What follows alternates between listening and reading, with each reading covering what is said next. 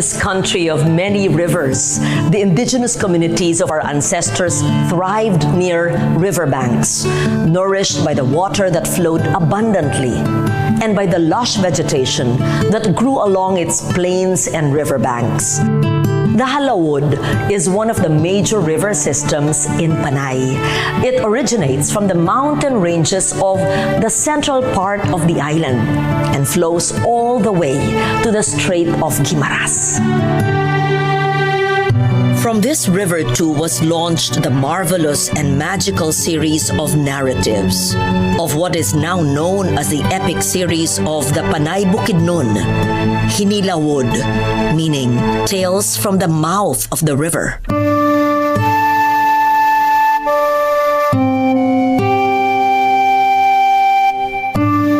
In the 1950s, a young scholar and a native of Cabatuan, Iloilo, trekked the hinterlands of Panay. His son and namesake, Felipe Jr., recalls a challenge foisted on his father by a literature professor at the Central Philippine University. One of my earliest memories is of him editing his manuscript, his previous manuscript on the Hinilawod, while listening to the tape of Huganan. Then the rest of the chant goes on in Karaya. As he told me several times that story of his when he was in college here in Iloilo. His literature professor was going on and on about the epic stories of other countries. He had the impertinence to ask his professor, "Don't we have our own stories? Don't we have our own literature?" And the professor said bluntly, "No, we don't." I'm sure there is. So sabi ng professor, one of those sarcastic ways of shutting up a student. Then why don't you go look for them? So he took the professor literally at his word. The end result was he went up going around asking where he could find these people who knew these old stories.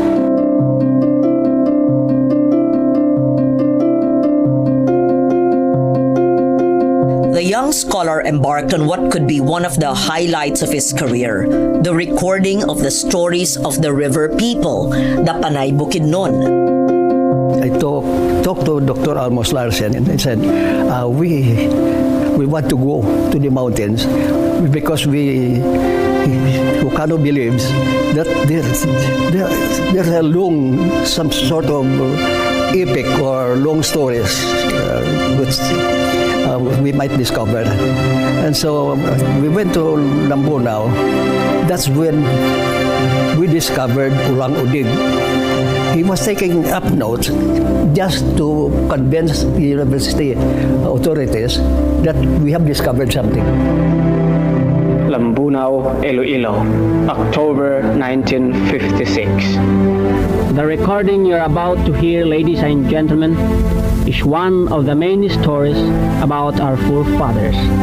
It is called Hinilawod, an epic story representative of the Visayan area which has not been recorded in Philippine literature. This researcher also acknowledges with gratefulness the assistance of Mr. Demi P. Sonsa and Mr. Jose Navarra, who went with him deep into the mountain fastness of Maasin. Ang pamangamoyo ang barman kaginog nan ada kagimikanan isaguhukay wa idulong ka orebon pakanakane. Dr. Felipe Landa Hucano amassed more than 30 hours of recording, lodged in more than a dozen magnetic tapes that bear the voices of the chanters. These are now known as the Hinilawod Epic Series.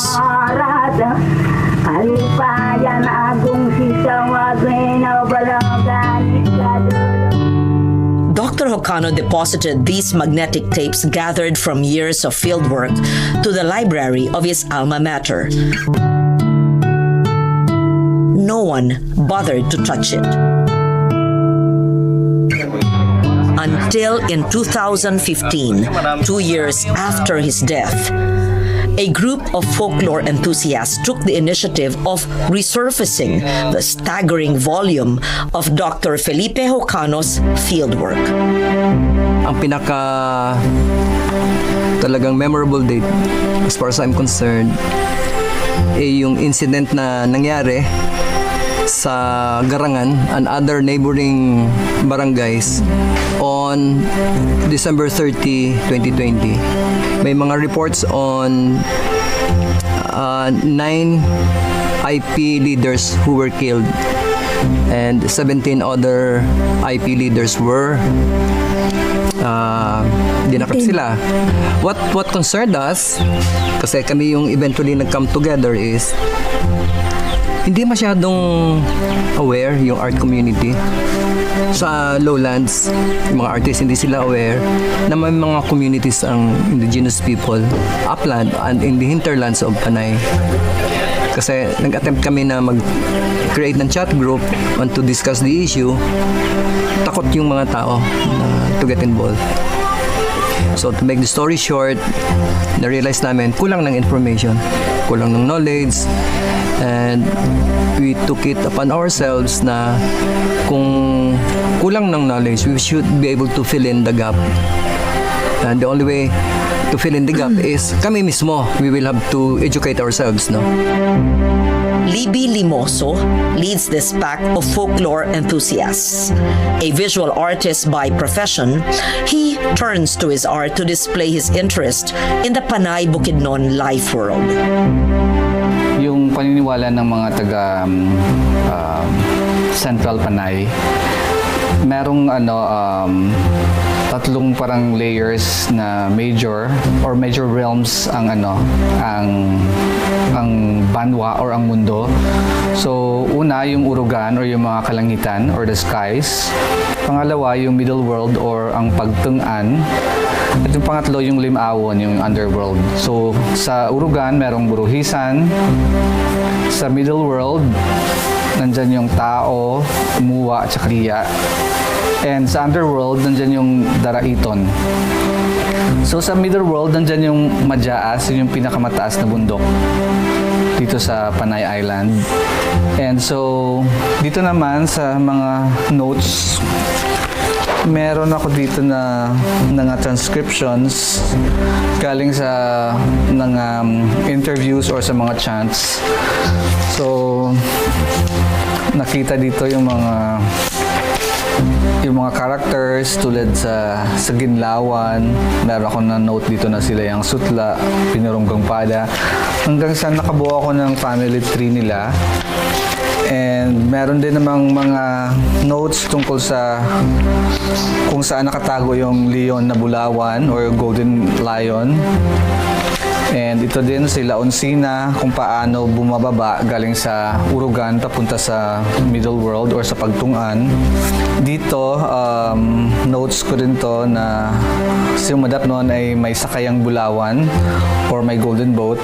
Ito naman, notes tungkol sa mga isla na dinaanan ni Umadap noon at Dumalapdap galing Panay or yung modern day Capiz papunta sa Halawud. Pero dumaan sila sa Tarangban doon sa Negros. And in 2015, while serving as a faculty of the Central Philippine University, Limoso got curious about a baul, a wooden box allegedly stored in the damp and dark corner of the library. It was said to have contained the magnetic tapes of the recording of the epic Hinila Wood. The baul was donated to us by Dr. Landa Jocano himself. This was donated June 1968 through the CPU librarian, library director Elizabeth Chamber.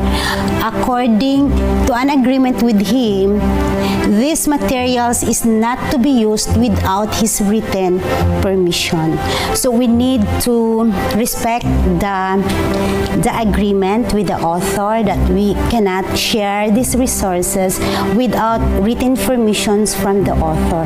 One of our major problems is we do not have an equipment or to open this reel. university administration sought assistance from institutions which have the capacity to digitize the tapes. CPU Library sent this document to Filipinas Heritage and Ayala Foundation for the digitization and conversion from the reel to the new storage. The Filipinas Heritage successfully converted the document from reel to hard drive now, and it's a clear and 100% clear document transferred from one storage to another storage. And later on, yun nga, hindi kinaya din ng mga current nila na technology doon. So, na-forward pa rin doon sa UP Center for Ethnomusicology. And doon nagawa yung digitization around 2018 and nakabalik sa kanila mga pandemic na. And I only noticed that some of them had deterioration because of the age. They were drying up, but that was just a few tapes. Some of the boxes also we had to repair because the tapes need to be kept what we call this inside and protected from environmental issues. I think the brunt of the deterioration kasi was absorbed by the boxes kasi when you open the boxes, they obviously have water damage in the form of moisture. So you will see water damages around the tapes boxes, but not the kind of water damage that's liquid. It's more of it absorbed a lot of moisture from the air already. So the boxes really help on sir. Yes, so.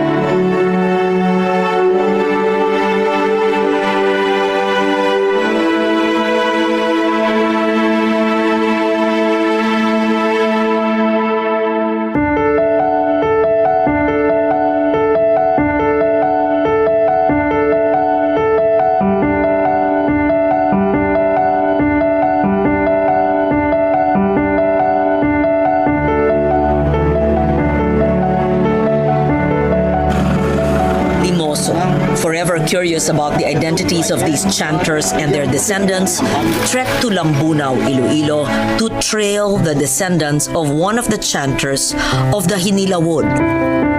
Nandito tayo ngayon sa Purok 6, Poblasyon Ilaya, Lambunaw. Sinamahan tayo ni ating Marjorie Layog para hanapin yung mga descendants ni Ulang Udig.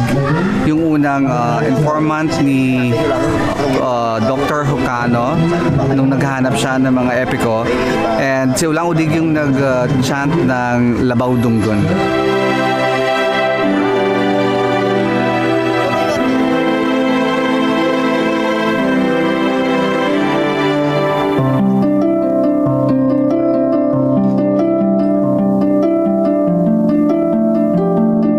The descendant was found. Ladies and gentlemen, I'm giving you the recorded story of Blanky.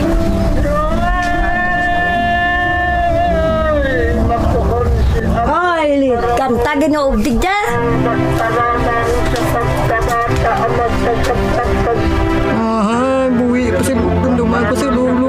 A woman who broke into tears when she recognized her grandfather's voice as a chanter. Tandaan ko si Lulu ko mo dagdagan kita tapos tuloy. Very good.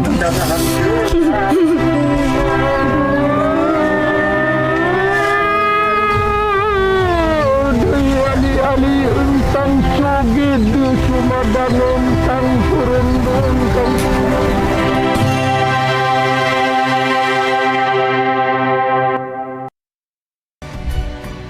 one team.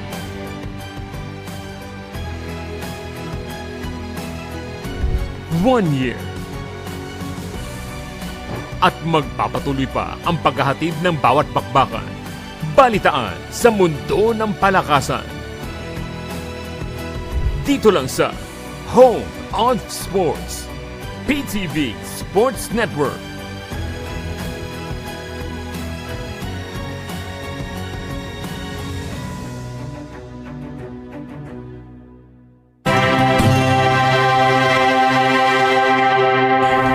version of the epic series Donggon as chanted by Ulang Udig, a baylan or healer in Lambunao, Iloilo, the story was set in fertile plains surrounding the Halawod River. 3 brothers lived, sons of Alunsina and Buyong Paubari. As family customs dictate, the men go searching for the woman they could marry. They sail through the magical boat, the Biday, to distant lands looking for their wives, encountering adversaries along the way. Sometimes assaulted and beaten, held captive in the caves and crevices of the underworld.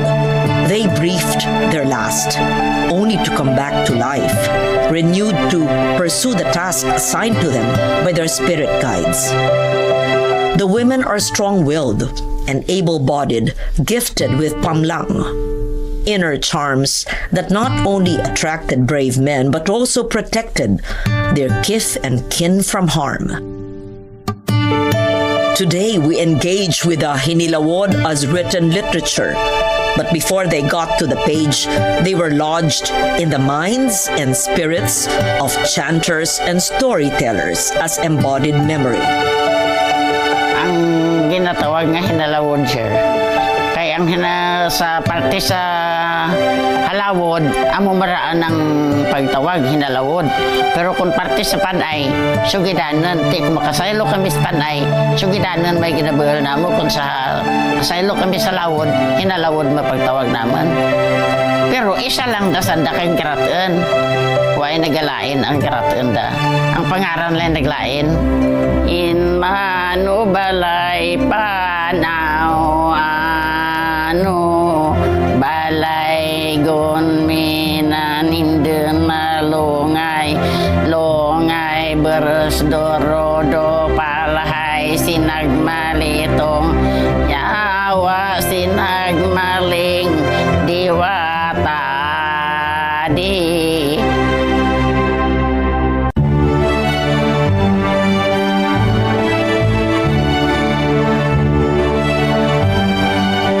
Last June 23, 2023, Limoso and his colleagues in Sri Visayas Collective have organized an event that commemorated the first ever recording of the epic.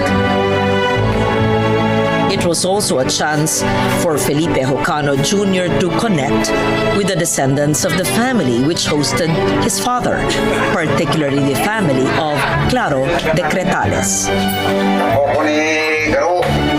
One of the descendants is Marieta de Cretales Chiva. Kaya sabi niya, ang pirmi ginatudo sa mga eskwelahan, ang mga mythology, sa mga Greeks, sa mga Romans, ay na makakabalo na may makita ng traditions na kinanglan na pag-aralan. Kaya yan ang ko.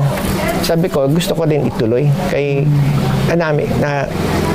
we call ourselves Filipinos, but we don't understand all the other parts of our cultures. So that's not right. So that dapat we should also make it part of our education. The day is Sunday morning. The time, 11 o'clock. They are listening to the chant of Narcisa Lingaya, who also carried the indigenous name of Hugan-an. One day, one of the people he had met, si Nay Inar, turns out to be the very person he was looking for, Hugan-an. And she had not revealed her identity to them because she and all the other community members were talking about him when he wasn't present. And then one day, si Nay Inar told him who she really was. He was surprised because this was he learned about Nay Inar, about Hugan-an, from another person. This was the older man from whom he had gotten the material for the epic of Labaw Donggon. He wishes to extend his deepest gratitude to Yainar, an aging babalan from Mount Kudkuran, Tapas, Capiz, who patiently sang the story to him.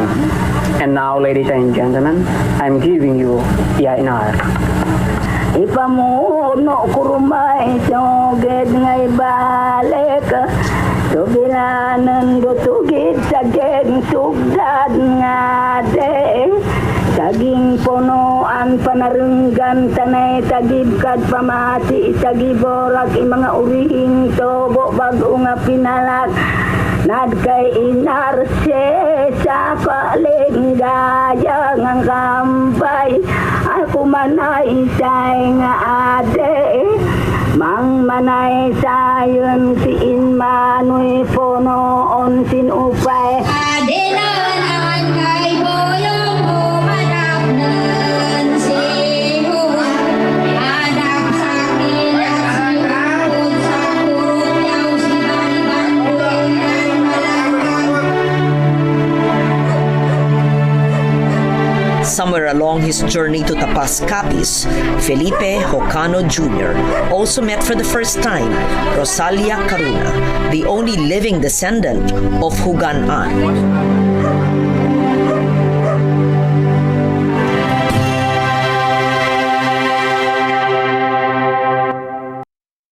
Susunod sa Schoolmates. What's up, Felicians? Ang taas pa din ng energy sa Francisco B. Felix Memorial National High School. This time, pagdedebatehan naman natin kung dapat bang ibaba ang age requirement para sa mas mataas na posisyon sa gobyerno. Ang generation na to is mas maalam sila. So makakatulong sila by bringing fresh ideas and innovation sa country natin. Lowering it doesn't mean that magiging maganda silang leader sa country natin. Stay informed, stay engaged. Schoolmates, Huwebes ng gabi, dito lang sa PTV.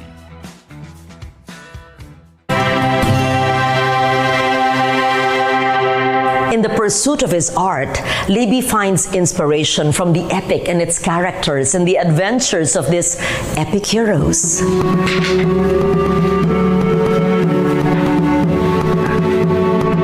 On some occasions, he has brought to life the epic hero Labaw Donggon through cosplay. And while pursuing graduate school at the University of Pennsylvania, Limosa performed before the United States Capitol fragments of the epic story of Labaw Donggon.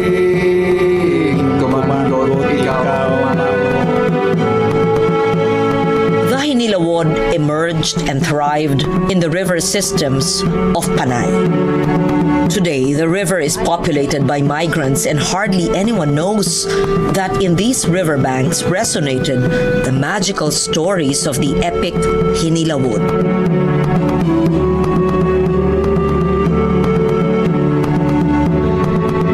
The epic series Hinilawod is a portal to the culture of the Panay Bukidnon indigenous communities.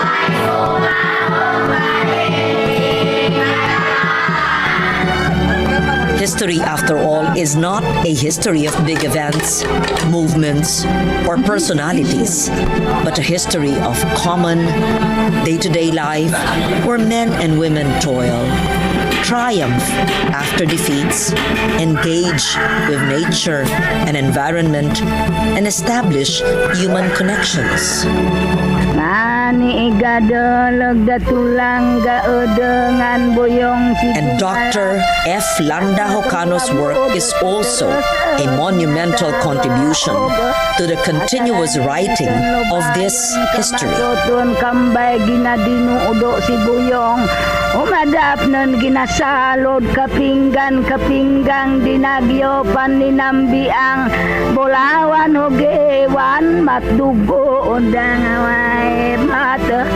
Mr. Jocano, ano po sa tingin nyo ang pinakamahalagang pamana ng inyong ama sa ating bansa? Siya ay naglakbay, nagtungo siya sa iba't ibang bahagi ng isla ng Panay kung saang kasuluk-sulukan ang kanyang naabot upang ma-record, ma-transcribe ang itong epikong Hinilawod kung saan nakilala natin ang kultura ng isa sa ating mga katutubong mamamayan dito sa Pinas at dito rin nakilala natin na meron tayong mayaman at malalim na tradisyon ng literatura sa loob ng ating bansa at hindi tayo nangangailangan umasa pa sa kaalaman o literatura sa ibang bansa. Maraming salamat po po sa napakagandang pamana ng inyong ama sa Philippine literature at sa anthropology. This part is part 4 in our epic story. It is entitled Buruhisan. This part is being recorded here in Barrio Mambiranan, Kalinog. To be a researcher and a scholar is to venture out there, even if it takes you to the farthest regions of our country. This is Loren Legarda, discovering with you the wealth of Dayaw. Our knowledge, our pride. Posisyon para sa